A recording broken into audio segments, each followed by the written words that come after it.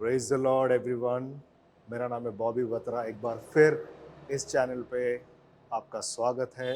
तो हमारे साथ भाई पवन है जो अपनी गवाही को यहाँ पर शेयर करने के लिए जा रहे हैं। सो आपका बहुत बहुत स्वागत है हमारे Thank इस चैनल पे go into the world mission में।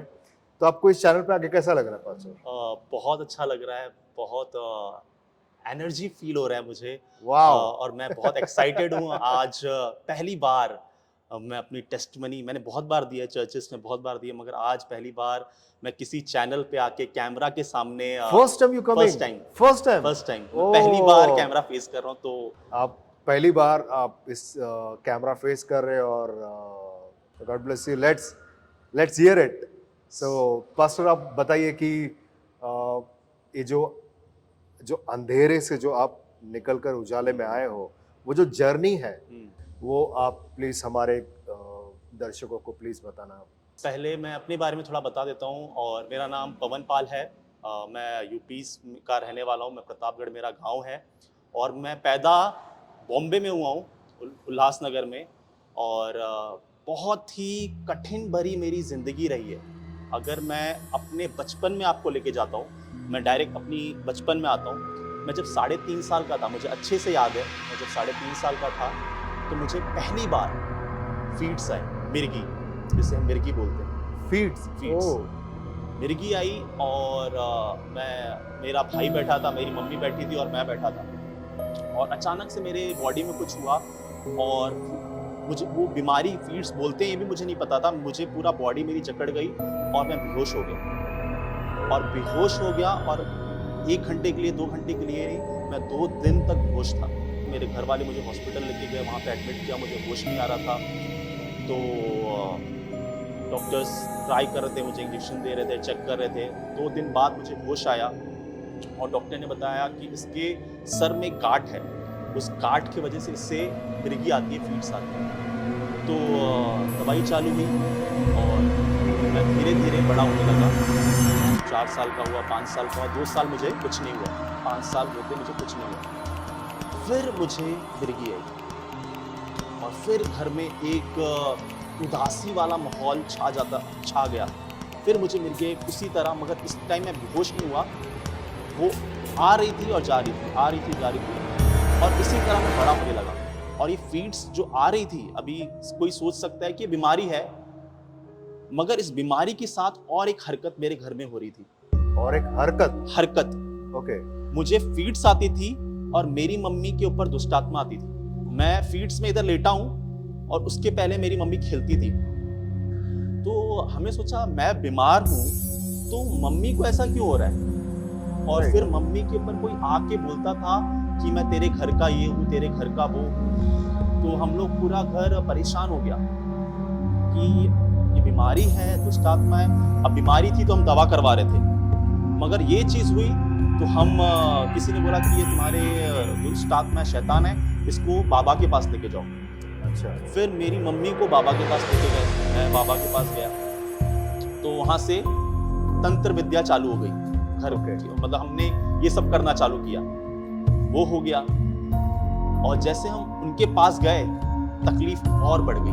अगर कोई मुझसे पूछेगा कि आपने बाबा कैसे कैसे देखे, तो मैंने हर प्रकार के बाबा देखे, हर प्रकार के। एक बाबा मैं आपको बताता हूँ, एक बाबा आया था मेरे घर पे मम्मी का भूत निकालने। वो घर पे बैठे बैठे मेरे गांव में क्या हो रहा है सब बता रहा था, और उसने हमें फोन लगा के दिया था कि आप पूछो कि आपके गांव में क्या हो रहा है। और सेम वो बाबा बता रहा है कि आपके गांव में ये अभी लोग खाना खा रहे हैं, पूछिए खाने में क्या बना है, पूछिए, सब बता रहे हैं। हमें लगा यार बाबा मिल गया है, ये हमारे घर की सारी परेशानी दूर कर देगा। ठीक है। और वो बाबा भी स्टाइलिश बीड़ी पी रहा है और दुष्टात्मा से बातें कर रहा है, मम्मी से बातें कर रहा है। हमें लगा बाबा जी आप ठीक कर दो खाली। बोला ठीक है, कुछ नहीं होगा, ठीक हो जाएगा। उसने किया सब कुछ कर दिया, ठीक है, हो गया। अब ये कैसा होता था, बाबा आया 2 महीने के लिए सब कुछ ठीक है, मम्मी खेल नहीं रही, मुझे कोई तकलीफ नहीं हो रही, मगर जब दुष्ट आत्मा खेल नहीं रही, आ नहीं रही। अच्छा ठीक है। 2 महीने के बाद और तकलीफ कैसे हो जाती थी, भाई को तकलीफ। अब मेरे भाई को तकलीफ होने लगी। मेरा भाई काम पे जाता था और काम कहीं भी जाता था वो बेहोश हो जाता था, कहीं भी जा रहा है। अच्छा। वो जा रहा है अपने काम पर, उस ऑटो में बेहोश हुआ और ऑटो वाला उसको लेके घूम रहा है कि भाई ये किसका लड़का है, मेरे ऑटो में बेहोश हो गया। तो ऐसा हमारा लाइफ पूरा स्पॉइल होने लगा। दुष्ट आत्माएं आ रही हैं, खेल रहा है, मुझे मिर्गी आ रही है। दुष्ट आत्माएं आ रही हैं, खेल रहे हैं, मतलब सता रहे हैं basically, और बातें कर रहे हैं। वो दुष्ट आत्मा मम्मी के ऊपर आती थी और वो बोलती तेरे बेटे को तकलीफ हुआ है, एक काम कर, लोटा में पानी लेके आ। मम्मी आंखें बड़ी बड़ी करके लोटे में पानी लेती थी, उसमें वो डालती थी और सीधा मम्मी खुद जाकर और उसके बदन में, उनके बदन में अलग आवाज आ रही है। अच्छा, मेरी मम्मी की आवाज नहीं लग रही मुझे, किसी और की आवाज लग रही है। और पूरे घर में लोटा लेकर उसमें सब कुछ डालकर और वो बाहर पानी डालने जा रही है। रात को बहुत एक्सट्रीम कंडीशन हमारी खराब होती गई। अब ऐसा हो गया कि घर में पैसा आ रहा है, पापा का इनकम हो रहा है, मगर हम चैन की रोटी नहीं खा पा रहे। तो हमने लाइफ को ऐसे ही समझ लिया, ये लाइफ चलेगी तो ऐसे ही चलेगी, दुष्ट आत्माओं में चलेगी और मेरी बीमारी में चलेगी। आपने इस चीज को एक्सेप्ट कर लिया बस अब होने दो, अब कुछ भी होगा। हमने लगा कि भाई ये कोई वो बोल रहा था मैं तुम्हारा भगवान हूँ, ये हूँ वो हूँ। तो हमने सोचा ठीक है भगवान जी हो जाने दो, जो भी हमने बोल के उसको मान लिया। ठीक, अब यहाँ पर सब कुछ ठीक था। मेरी बहन की शादी पर होने लगी, मेरे कभी भी मिर्गी आती है और मतलब उस टाइम पर, मतलब पहले की बात बताऊं, मैं तकलीफ में हूँ, मैं बीमारी हूँ, मम्मी के अंदर दुष्ट आत्मा है और मेरी बहन की अच्छा ये तब की बात बता रहे हो? हाँ तब की बात बता रहा हूँ। तो मेरी बहन की कल शादी है और एक रात पहले घर में सारे मेहमान आए हुए, सारे मेहमान खचाखच, पूरा घर का सब, कोई यहाँ बैठा है कोई वहाँ बैठा है। मेरी बहन अपना गला पकड़ के दबाने लगी, शादी के एक रात पहले और अपना गला दबा रही, और हम खुद ही अपना गला दबा रही है। उसको सबने पकड़ के रखा है कि अपना गला, उसको कोई हैंडल नहीं कर पा रहा, सब गला छुड़वा रहे हैं। और मेरी मौसी बैठी थी मेरी बहन के पैर के पास, मौसी को ऐसी लात मारी, मेरी मौसी कम से कम डायरेक्ट दरवाजे पे जाके गिरी, कोई हैंडल नहीं कर पा रहा। फिर हमें लगा ये क्या हो गया। फिर हमने किसी क्वालिफाइड बाबा को बुलाया कि भाई कोई अच्छा बाबा है, उसको बुलाया। उसने बोला ठीक है मैं आपको करके देता हूँ, ये सा आपकी बहन की शादी हो जाएगी, आपकी बेटी की शादी हो जाएगी, कल इसे लेके जाना। शादी हो गई, कैसे ना कैसे उसकी शादी हो गई, हमने निकाला। मगर वो दुष्ट आत्मा उसे अब दिखाई दे रही है, बेड पे सो रही है तो उसे जली हुई औरत दिखाई दे रही है, जली हुई औरत दिखाई दे रही है। तो हमने सोचा यार ये हमारे घर में तो ये होता आया था। तो हमने बोला ठीक है इसको भी कहीं दिखाते। तो उस टाइम पर, अब उस टाइम पे क्या है, मुझे मिर्गी आ रही है, मम्मी को दुष्ट आत्मा दिखाने चालू हुई थी, बहन को, भाई को, खाली मेरे पापा को कुछ नहीं होता था। और हम चारों ऐसे ही हैं। तो मेरे पापा का कार का बिजनेस है, तो एक लड़का हमारे पास था काम करने वाला। उसने पापा को बोला मिस्त्री आप इतना परेशान हो, अपनी बेटी और अपने बेटे को प्रार्थना में क्यों नहीं लेके जाते। हमें लगा कि यार ये क्रिश्चियन हो चुका है और इससे पैसे वैसे मिले, इसकी शादी वादी नहीं हो रही होगी, तो हमको ये बता रहा है। हम बोले यार कोई बात नहीं, हम दिखा लेंगे, तो अपना देखता रहे। हमने उसकी बात को इग्नोर कर दिया, ध्यान नहीं दिया। और पापा ने घर पे आके बताया तो हम लोग भी ऐसा थोड़ा यहाँ वहाँ कर दी बातें। मगर उसके एक साल बाद मेरी बहन के 1 साल बाद मुझे बहुत, मतलब बचपन से लेकर अभी तक ऐसा मिर्गी कभी नहीं आया था। मुझे सेकंड में मिर्गी आ रही, सेकंड में मिर्गी आना, मतलब इट इज, मतलब आप मर जाओगे, मतलब ऐसी वाली बात हो जाती। मैं अपना बॉडी फील नहीं कर पा रहा था कि मेरे पैर हैं, मेरे हाथ है, मेरा शरीर है, कुछ भी नहीं। मैंने टॉयलेट अपने पैंट में कर दिया, मुझे पता नहीं चला। मैं एक 10th में हूँगा, 10th या 11th में था शायद, और ऐसी हालत हो गई मेरी। तो बोला कि अब सब घर वाले सोच रहे हैं ये तो गया। डॉक्टर से पहले हमने बाबा को फ़ोन किया, बाबा ने बोला हमारे पास लेके आ जाओ उसको, ठीक है। बाबा को दिखा क्या है घर पे, फिर वही तकलीफ। डॉक्टर को फ़ोन किया, डॉक्टर डर गया, बोला भाई ये एक्सट्रीम हो चुका है, इसको अपने नज़दीक में कोई हॉस्पिटल होगा तो वहाँ पर दिखा दो। तो मेरे पापा मुझे लेके गए, हॉस्पिटल में रखा, सलाइन वलाइन चढ़ा। मेरे पापा का एक दोस्त था, मैं हॉस्पिटल में हूँ, मेरे मेरे पापा का एक दोस्त था, उसने कहा कि पाल अपने बेटे को ना एक बार प्रार्थना में, और एक बार किसी ने हमको प्रार्थना के बारे में पहले ही बता के रखा, पहले ही बता के रखा है। तो बोला पाल अपने बेटे को तुम प्रार्थना में लेके जाओ। तो एक मन में क्या आया, यार इतना घूम चुके हैं, क्यों ना एक बार प्रार्थना में जाके आते हैं। तो मेरे हाथ में सलाइन लगा हुआ था, वो जो स्टिक करते हैं, वो पट्टी लगी हुई। मैं आया, हॉस्पिटल के कपड़े चेंज नहीं किए, वैसे ही हॉस्पिटल से डिस्चार्ज हुआ, मैं वैसे ही प्रार्थना में गया। पहली बार, फ्राइडे का दिन था, मुझे अच्छे से याद है। पहली बार मैं प्रार्थना में गया, और जैसे गया मुझे एक अजीब सी शांति आई। मतलब वो फीलिंग अलग थी। लोग खड़े हैं, तालियां बजा रहे हैं, गाना गा रहे हैं, हालेलुया बोल रहे हैं, कुछ अलग ही था वहां पर, और मुझे बहुत अच्छा लगा। मैंने मम्मी को कहा, मम्मी हम हर फ्राइडे जाएंगे। ये आपने फर्स्ट टाइम एक्सपीरियंस? मैंने फर्स्ट टाइम किया और बोला हम हर फ्राइडे जाएंगे। अब मैं जाना चालू हो गया, मेरे को प्रार्थना पता चालू हो गया कि कोई चीज है प्रार्थना, कोई है यीशु मसीह जिसके पास हम जा रहे हैं। वहां पे जाते जाते जाते जाते जाते जाते जाते मेरे घर में चेंजेस आना चालू हुए। प्रार्थना में जाने के बाद और घर पे आने के बाद वो दुष्ट आत्मा जो मेरी मम्मी पे आती थी, वो मम्मी के ऊपर आके क्या बोल रही है, बोलती ये यीशु तुमको बचाएगा, नहीं बचाएगा। अच्छा, तुमको ये यीशु बचाएगा, नहीं बचाएगा। हमने बोला बचाए या ना बचाए, अब तो जाएंगे हम उधर ही, क्योंकि पहली बार उसने चिढ़ के, वो दुष्ट आत्मा को चिढ़ मच गई थी कि अब ये यीशु के पास जा रहा है। और हमने, मम्मी खेल रही है, और हमने उस टाइम सीडीज आती थी, डीवीडी प्लेयर में गाने की सीडी आती थी, तो हमने वहां से 2-3 सीडी लेके आए गाने की, और वो लगा के रखते थे। पूरा दिन हमारे घर में वही बज रहा है, और वो बज रहा है, और मम्मी यीशु मसीह को गाली दे रही है, यीशु मसीह के लिए गाली निकाल रही है कि ये गाना क्यों लगाया तुमने, ये मेरे अंदर आग डाल रही है, मुझको आग लग रही है, दुष्ट आत्मा हिल रही है पूरी। और फिर वो एक एक करके, हमें प्रार्थना करना नहीं पता था, हम नए विश्वासी थे, 1 महीना 2 महीना हमें हुआ था, हमको बोला कि आप सब लोग बैठ के प्रार्थना किया करें। अब एक एक दुष्ट आत्मा अपना नाम बता रही है, और वो कब से है वो बता रही है। तो वो मम्मी के अंदर से निकलना चालू हुई, और उसने ये बताया कि यही दुष्ट आत्मा तेरे बेटे को तकलीफ दे रही है। मेरी मम्मी के अंदर से दुष्ट आत्मा निकली, मैं अभी भी तकलीफ में हूं, मेरे अंदर 50% आराम है अभी भी, मतलब हाँ, उस समय की आप बात कर रहे हो, प्रार्थना में जाने का उनको 50% आराम हो चुका है। तो मेरी मम्मी ने एक वायदा किया, क्या, जैसे हन्ना ने अपने बच्चे के लिए मांगा था कि मुझे तू बेटा देगा तो लॉर्ड मैं तुझे दे दूंगी। Yes, right. तो मेरी मम्मी ने बोला, And that is Samuel, right? Samuel. Yes, right. तो मेरी मम्मी ने बोला अगर मेरा बेटा ठीक हो जाएगा ना प्रभु, मैं तुझे दे दूंगी। Oh my God.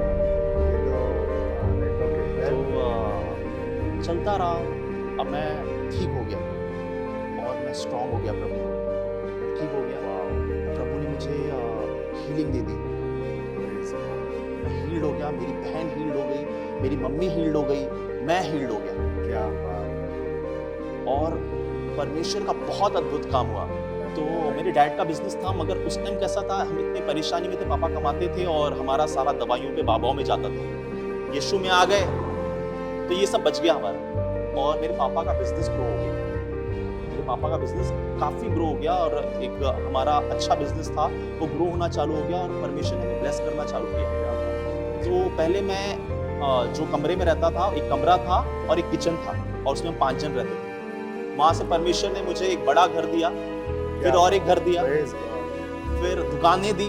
पापा को ब्लेस करते गए, ब्लेस करते गए, ब्लेस करते हम आशीषित होते गए, और उसी आशीष में हम बढ़ते गए।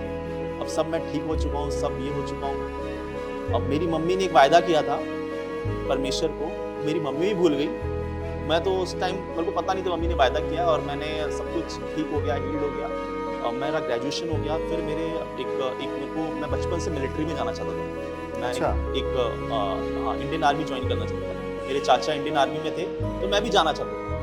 तो ऐसे मैं सर्च करने लगा कैसे इंडियन आर्मी में जाते हैं। तो मुझे कुछ यूपीएससी के बारे में पता चला, IPS IAS के बारे में।